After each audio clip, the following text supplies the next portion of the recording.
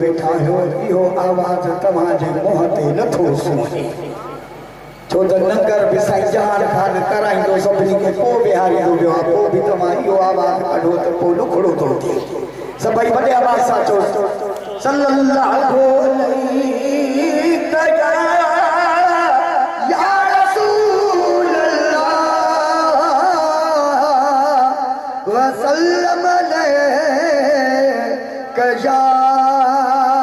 हबीब अल्लाह दीद नहीं ए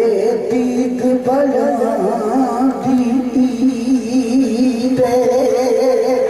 ए दीद उगी के